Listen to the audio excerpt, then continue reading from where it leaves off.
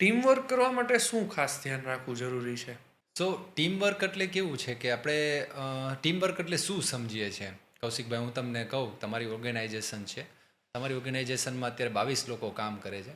સો તમે તમારા મતે ટીમવર્ક શું છે? ટીમવર્ક મીન્સ અત્યારે એવું છે કે ડિપાર્ટમેન્ટ વાઇઝ આપણે જઈએ તો જે મારા જૂના એમ્પ્લોય છે, બરાબર છે, કે જેને મેં ટીમ લીડર બનાવ્યા હોય છે, બિકોઝ એની પાસે એક્સપિરિયન્સ બહુ સારો છે. મારા ઓર્ગેનાઇઝેશનની અંદર જે કામ થઈ રહ્યા છે એ એમના એમ્પ્લોયમેન્ટ ડ્યુરેશનની અંદર એ બધું ફીલ કરેલું છે કે જે એમ્પ્લોય મારી સાથે ઘણા વર્ષોથી કનેક્ટેડ છે, એમને ટોટલ ઓર્ગેનાઇઝેશનના કામો કરીને એક્સપિરિયન્સ મેળવીને ટીમ લીડ કરી શકે એમ છે. તો એ ટીમ લીડ કરવા જે નવા ફ્રેશર એમ્પ્લોય છે એના ઉપર વોચ કરી એમને ટ્રેનિંગ આપવી. તો મારા ઓર્ગેનાઇઝેશનની અંદર અમે આ રીતે ટીમ વર્ક મેનેજ કરીએ છીએ. આમ સિમ્પલ વર્ડ્સમાં સમજીએ તો વર્ડ્સ જ એમ કહેવા માગે છે કે ટીમ સાથે મળીને કામ કરે. કામ કરું. પણ સાથે મળીને કામ એ તમારી એક્સપેક્ટેશન છે, એ તમારી આશા છે કે ટીમ વર્ક મારી ઓર્ગેનાઇઝેશન કરવી જોઈએ.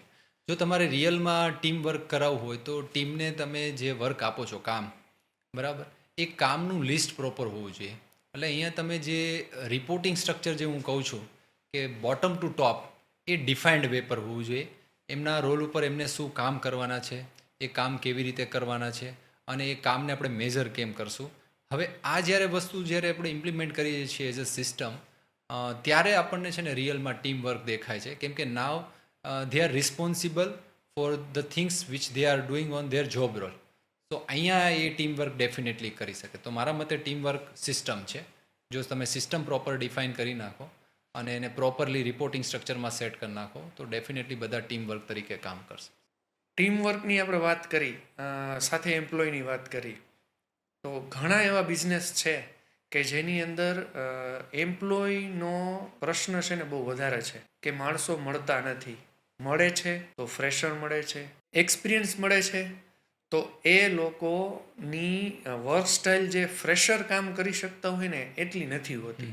તો એના માટે શું કરવું જોઈએ એઝ અ કોઈ બિઝનેસ ઓનર છે કે જેને એમ્પ્લોયમાં આ તકલીફ પડે છે? મોસ્ટલી કર્મચારીઓને લગતા પ્રશ્નો છે દરેક ઓર્ગેનાઇઝેશનમાં. એના માટે એક સિમ્પલ શોર્ટ ફોર્મ છે જેને હું HTPR કહું છું: હાયર, ટ્રેન, પરફોર્મ અને રિટેન. HTPR શું કહેવા માગે છે કે તમારે જે હાયરિંગની પ્રોસેસ છે એને ડિફાઇન કરવી પડશે. એટલે તમારે એક સ્ટ્રક્ચર બનાવવું પડશે હાયરિંગનું કે જેને તમે સ્ટ્રેટેજિકલી એક્ઝિક્યુટ કરો તો તમને ગુડ કેન્ડિડેટ્સ મળે, જે કેન્ડિડેટ્સને તમે એમ્પ્લોયમાં ટ્રાન્સફર કરી શકો.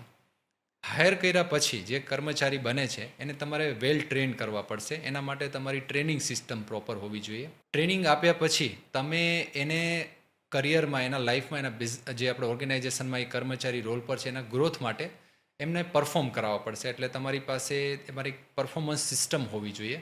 અને લાસ્ટની અંદર જ્યારે એ પરફોર્મ કરી રહ્યા છે, આગળ વધી રહ્યા છે, તો તમે એના માર્કિંગ બેઝ ઉપર તમે એ કર્મચારી જે તમારી સાથે આટલા સમયથી અથવા થોડા સમયથી કામ કરી રહ્યો છે એ જો જાય છે તો એને રિટેન કરવાની સિસ્ટમ હોવી જોઈએ. જેથી કરીને તમે તમારા ઓર્ગેનાઇઝેશનમાં શોર્ટ ટાઈમ માટે કોઈને નથી રાખતા, લોંગર ટર્મ માટે રાખો છો તમારી ઓર્ગેનાઇઝેશનમાં, અને એ તમારા ગ્રોથમાં મલ્ટિપ્લિકેશન કરે છે.